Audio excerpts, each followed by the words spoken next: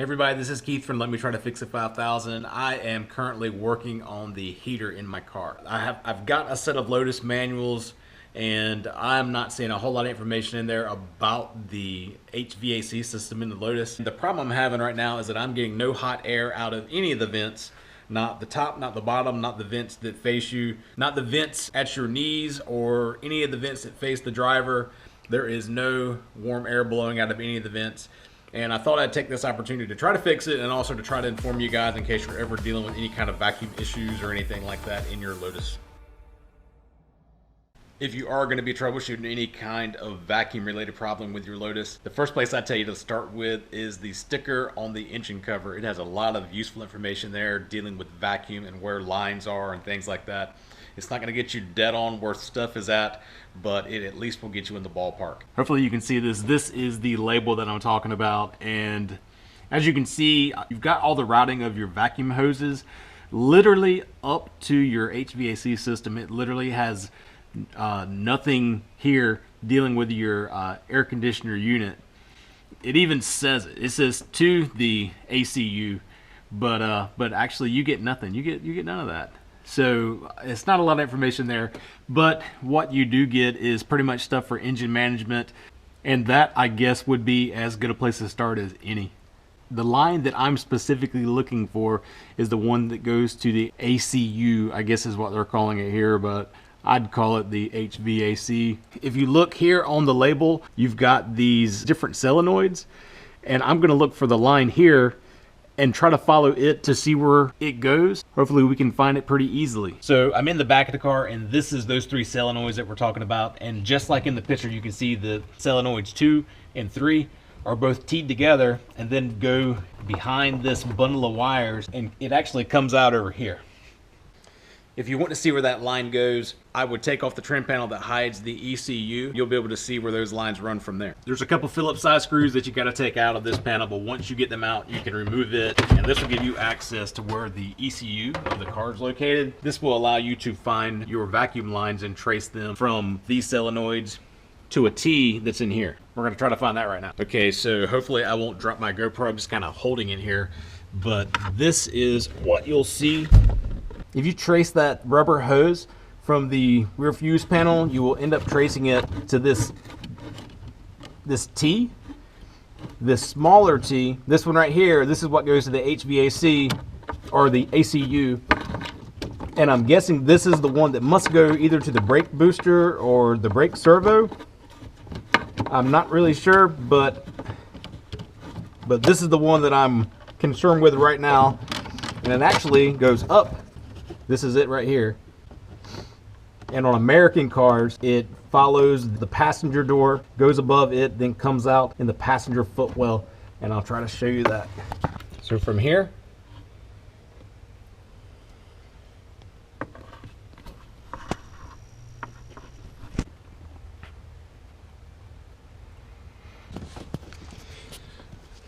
checking these vacuum lines is actually pretty easy.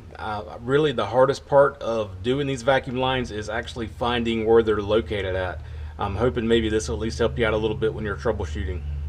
There's not a lot of videos on a Lotus as far as maintenance, and when you go looking up stuff for the heater and air conditioning system, whether it's a forum on a Facebook group or even in the tech manuals, there's just not a lot of information that I've been able to find to see how these things work other than a couple pictures here and there. So maybe finding these vacuum lines will be able to help you out.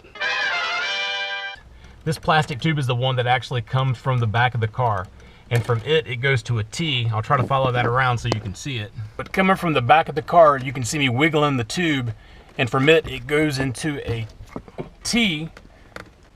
The hard rubber line in the center with the plastic tube going into it, that is coming from the back of the car, and then you can see that there's 2 more tubes coming out of it, and they run back to these little vacuum switches.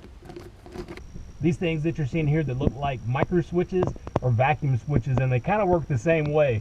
They're not going to allow vacuum to be pulled unless that cam is in a certain position.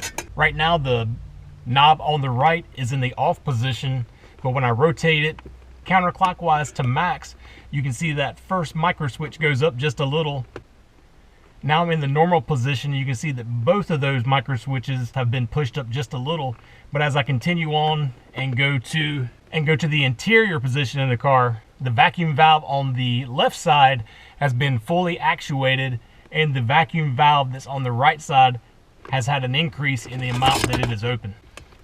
Once I'm in the normal position, not a lot changes from there all the way over to the defrost. You can see that there's really no difference in the amount that the valve is pushed in.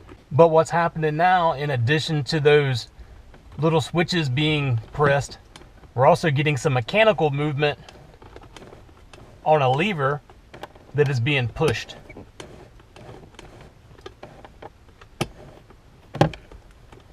One thing unique about this car that I've never had in any other car is that regardless if you have the knob in the hot or the cold position, if you've got it selected to interior, you're not going to get any hot air that blows out of your, I call them face vents, not the defrost, not the floor, but this one, the one over here, and the one on the other side of the steering.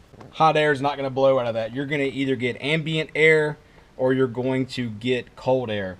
No hot air is going to come out of that through the heater core. The heater core air, when the knobs are in the interior position or in the defrost position, whether this is really in hot or cold, it's not going to make a lot of effect, but that hot air from there is going to come out of the defrost up here or out of the footwell, and that's it. What the car is doing right now is that the HVAC is in the off position with the fan on high, and we're getting fresh air blowing from the outside of the car to the inside of the car, and it's blowing pretty fast. As I rotate this knob to this position, the fan speed is still pretty fast. What happened underneath the dash at the same time, as I turn the knob from the off position to the max AC, you can see that micro switch on the left hand side go up. What that's doing is closing the fresh air vent that's on your hood.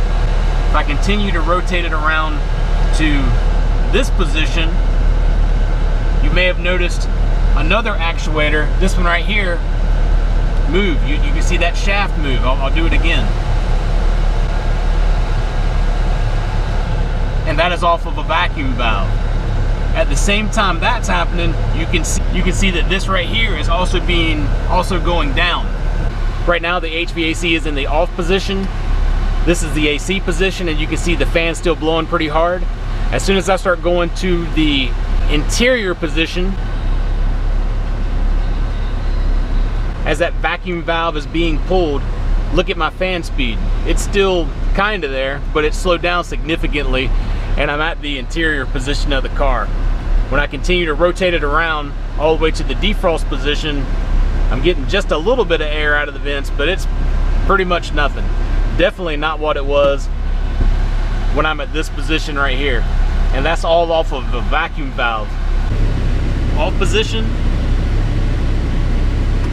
max AC, AC, interior,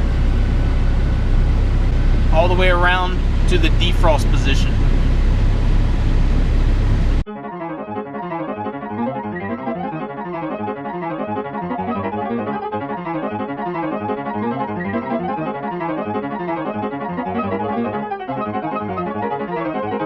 On my car, this is what was wrong. This little vacuum switch here, that little shaft that comes out, that little plastic thing on the end, I'll try to zoom in a little closer on that. That would not allow the vacuum to get to the actuator, and that little plastic piece I was actually able to pull out just a little bit, and when I pulled that out, that allowed the travel of the switch to go a little further, and once I did that, it allowed the heater core to actually work.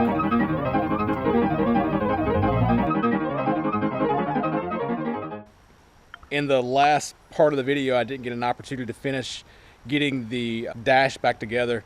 It was getting a little bit late, and there's my dog taking a shit. Yeah, go ahead and up. Yep, busted. Yep, oh.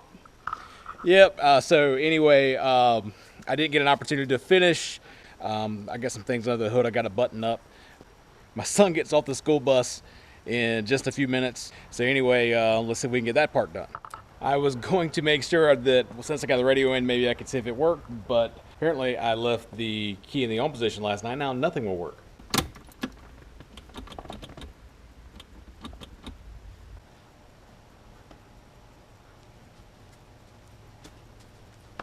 Well, I'll let the battery build back up for a few minutes. I guess it is like dead. So if you've got a Lotus, you might recognize this right here. This right here is the panel that is in your trunk, and this is what allows fresh air to go into the car. What I'm seeing right here is the foam gasket used on that panel has come off. I'm gonna try to put some contact cement on that, let that cure for a minute, and then we'll try to stick it back together. So let's see if we can knock that out.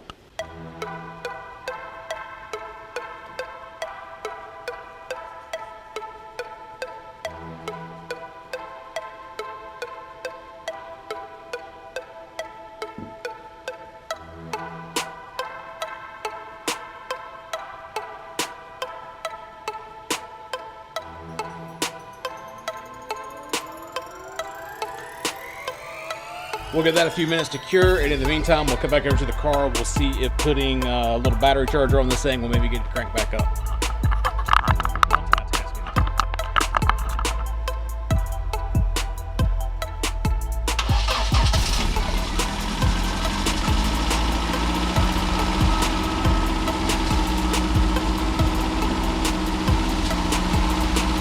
We'll let that idle for a few minutes, and we'll also put the cover on the rear fuse panel and put the battery cover back on the battery. In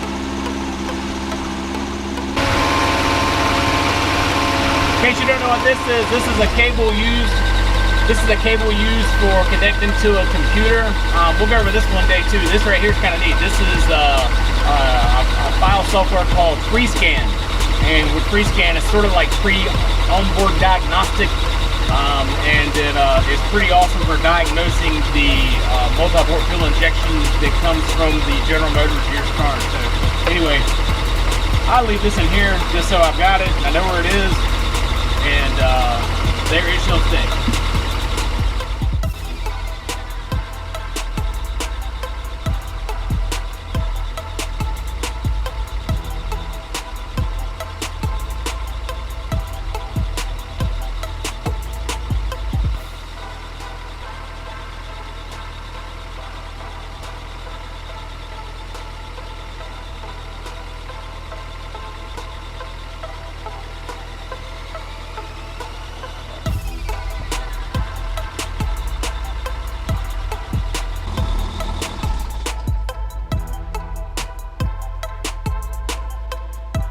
Got to cut it off because now it is time to go help my kid do homework.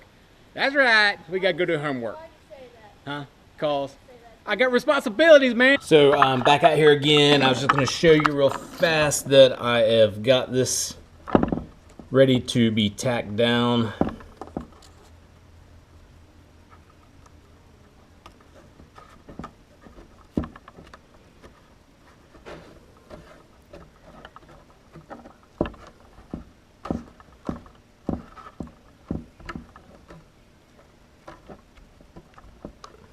And that ain't going nowhere. That ain't gonna go anywhere. That's stuck on there pretty good. I'm gonna let that dry up for a minute. I'm going to go ahead and put that back in the car. I'm sweaty now. So I've got the car back together. I vacuumed it out. I cleaned it up a little bit.